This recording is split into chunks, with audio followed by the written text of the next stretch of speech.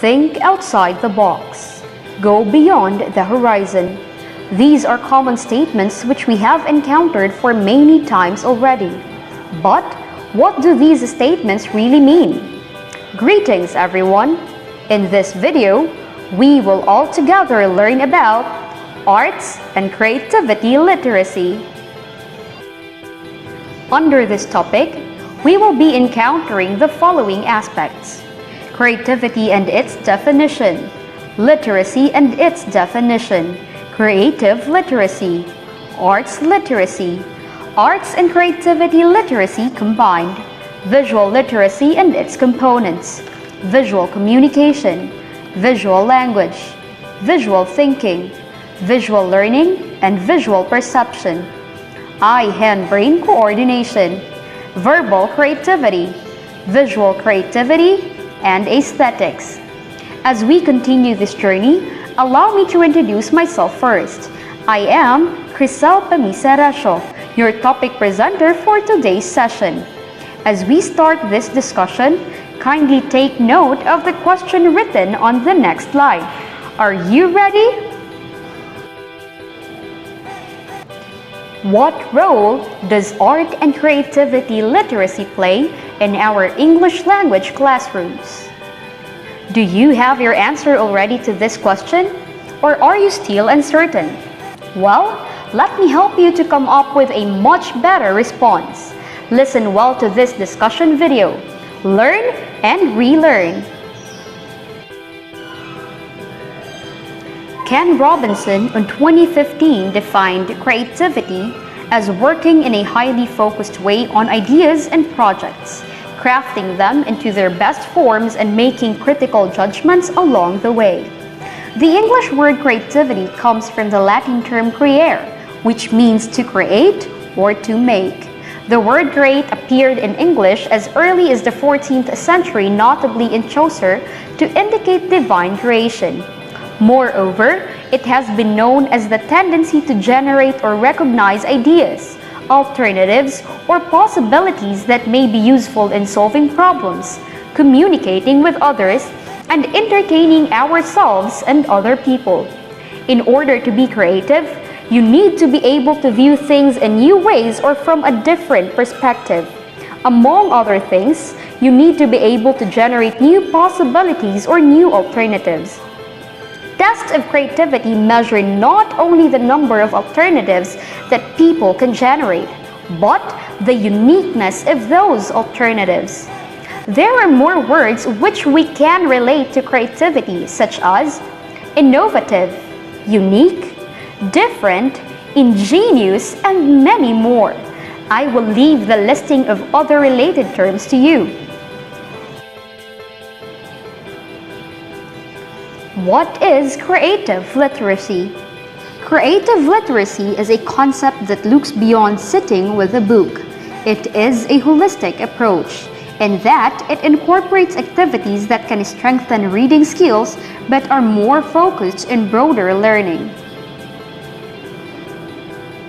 Some of the activities which could showcase or exhibit creative literacy are: first, holding crayons helps develop fine motor skills later used for writing. Drawing is a way to visually represent ideas and stories. Kids can build entire stories around a single object they drew. A scribble has meaning to them too. Singing songs, especially rhyming ones, reinforce letter sounds and builds vocabulary. Moving forwards, we also have the term artistic literacy. According to the National Coalition for Core Art Standards, or NCCAs, artistic literacy is defined as the ability to understand and contribute to the broad milieu of arts-related subjects, including visual arts, theater arts, musical arts, and dance. Artistic literacy is also considered as a human right and a teachable skill. It is the ability to connect both personally and meaningfully to works of art, and through this process, to forge connections to our humanity and the humanity of others. Now, you might be wondering, What makes artistic literacy a human right? What is meant by it? Artistic literacy as a human right is based from Article 27 of the Universal Declaration of Human Rights. It says that everyone has the right to freely participate in the cultural life of the community, to enjoy the arts, and to share in scientific advancement and its benefits. As such, enjoyment of the arts is formally recognized as a human right and of itself. Implicit in Article 27 is the assumption that works of art have and give meaning, and that, in a world of increasing divisiveness and isolated experience, the act of gathering together around art and performance holds continuing significance for individuals and communities. At the same time, we note that access to enjoyment is as challenging and thought-provoking to ensure as access to free or authentic participation. To have such access to the arts, whether the end result is a feeling of enjoyment or simply of having participated fully and wholly as yourself, you must first have the means to perceive and overcome informational, transportational, social, and economic barriers among many others. By framing artistic literacy in terms of human rights, we emphasize it as a necessary source of power and self-actualization for all and assert that it is significantly deserving of our resources, attention, and time. What is meant by art and creativity literacy and what makes it essential? Ken Robinson in 2011 said that creativity is not an option, it's an absolute necessity. Therefore, we must find ways to bring creativity into learning. But first, we have to understand what conditions foster true creativity or the process of having original ideas that have value. Going on, we also have the term visual literacy. It is an ability to see, comprehend, discriminate, and interpret objects and symbols in the environment, integrate them with other sensory experiences. Visual literacy is the ability to read, write, and create visual images. Furthermore, it is defined as to being aware of how we experience images, video, and other forms of multimedia. Images must be evaluated in a similar way to written text. Like text, images can be used accurately, deliberately, misleadingly, or carelessly. Some images, like text, can be interpreted in different, sometimes contradictory ways.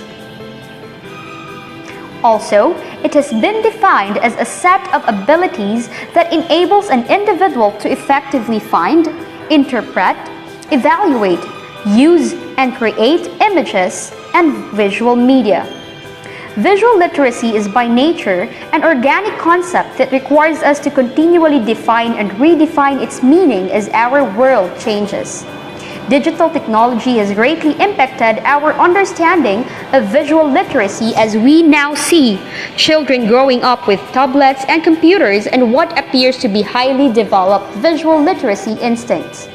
But are they instincts, or are they picking up this new language as a result of their interactions with digital technologies?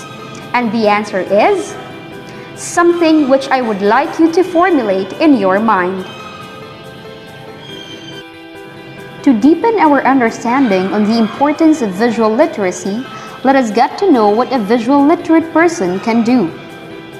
A visual literate person is someone who can determine the nature and extent of the visual materials needed, find and access the needed images and visual media effectively and efficiently, interpret and analyze the meanings of images and visual media, evaluate images and their sources, use images and visual media effectively, design and create meaningful images and visual media, understand many of the ethical, legal, social, and economic issues surrounding the creation and use of images and visual media, and access and use visual materials ethically. Another sample which proves the essence of visual literacy is enabling an individual to read a picture. This example shows to us how the reader sees and perceives the picture shown. As for another individual, one might see it and read the picture in different ways or in different manners. Readers might have different understanding on what a certain picture tells. Since we have talked about visual literacy and reading a picture, let us try this concept to you. Are you ready? What can you see in this photo? Time is up. Seems like you all have different readings on the picture. But the important thing is you are able to read the picture analytically and creatively. That means you are visual literate. Congratulations! Let us now move on the components of visual literacy. First, we have visual language. It describes the perception, comprehension, and production of visible signs. Visual learning, a mode of learning where students rely on graphic aids to remember and learn material. Visual perception, it is the ability to see and interpret the visual information that surrounds us. Visual thinking, it is also called as visual spatial learning or picture thinking, and it is described as seeing words as a series of pictures. And lastly, visual communication. This is the transmission of information and ideas using symbols and imagery. All of these components are essential facets of visual literacy. As language educators, we should be able to harness each and every component through engaging and meaningful activities. Now, let us learn about eye-hand-brain coordination. The term hand-eye coordination describes the ability of your body's visual system to process information received through the eyes and use it to direct the movements of the hands. It is the ability to do activities that require the simultaneous use of our hands and eyes, like an activity that uses the information our eyes perceive to guide our hands to carry out a movement. Eye-hand coordination is a complex cognitive ability as it calls for us to unite our visual and motor skills, allowing for the hand to be guided by the visual stimulation our eyes receive. How does hand-eye coordination work and why is it important?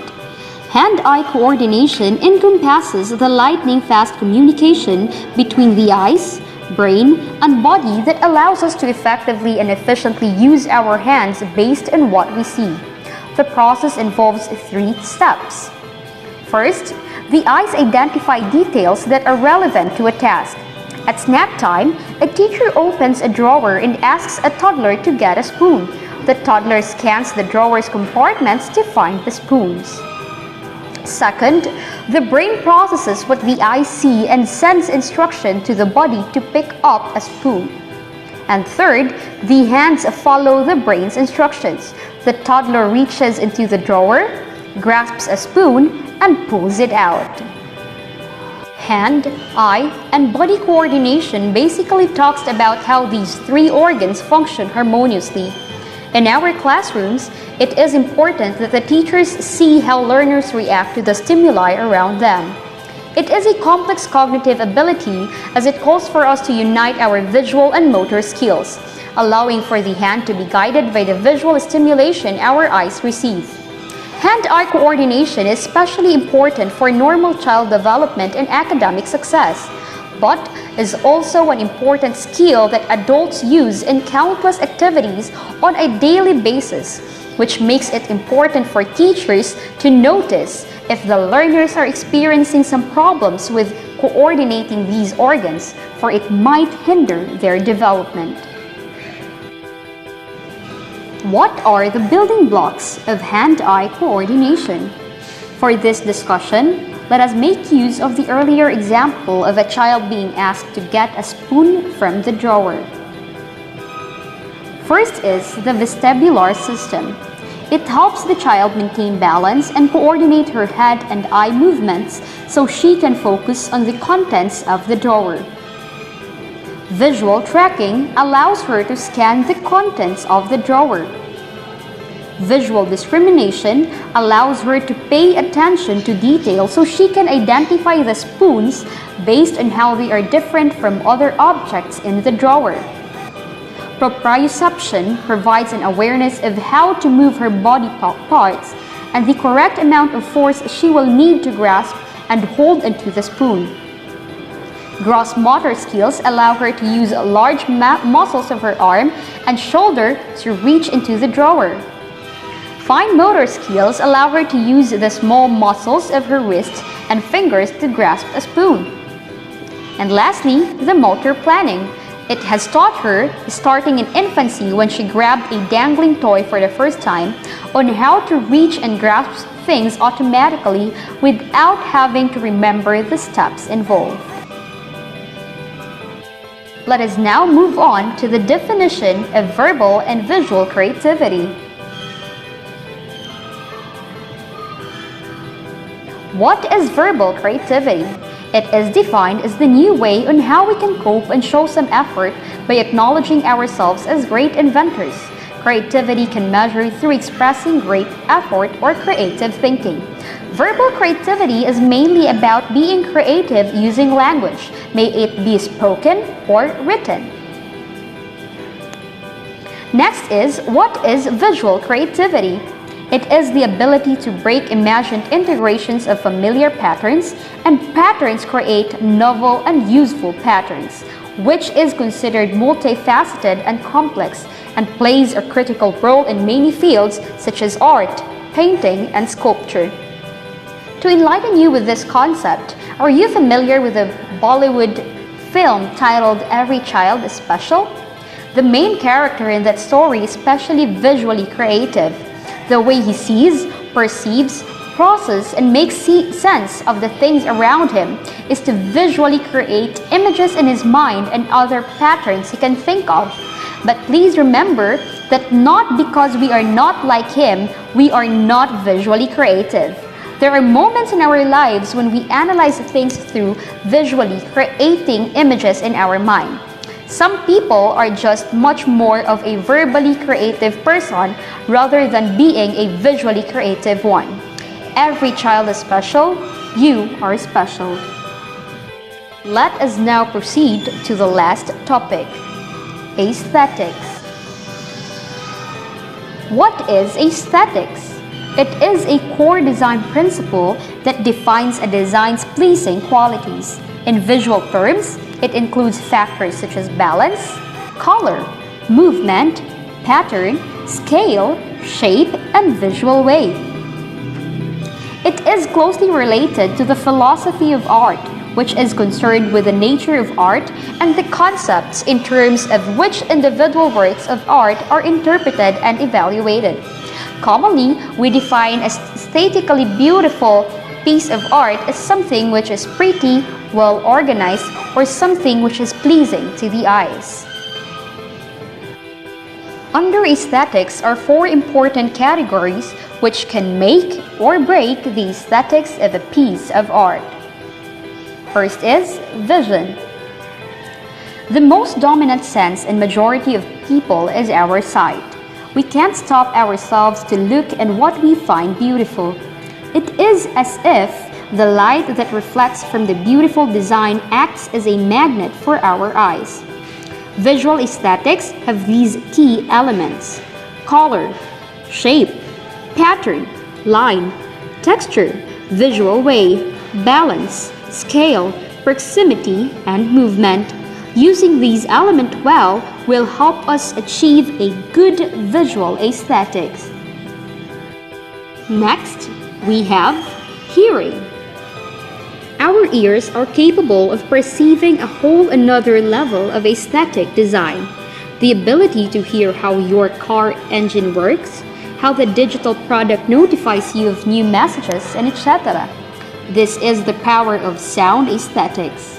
Sound aesthetics have these key elements: loudness, pitch, beat, repetition, melody, pattern, and noise. Using them well will create enjoyable music for our users. We have the touch. Skin is the largest organ in human body. It is also helpful in experiencing aesthetics. Material aesthetics are especially important for physical products.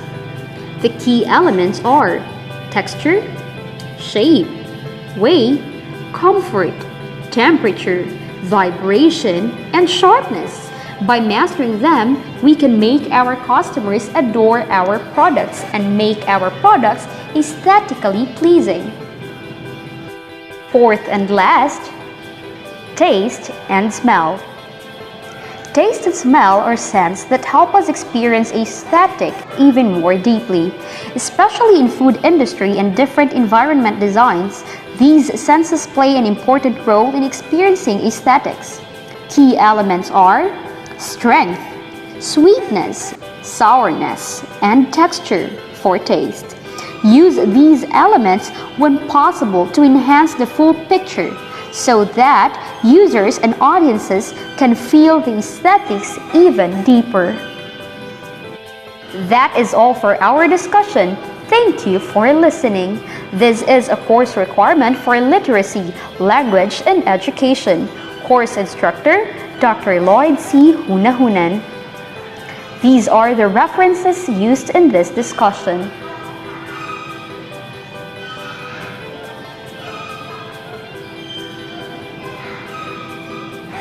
Thank you for listening. God bless.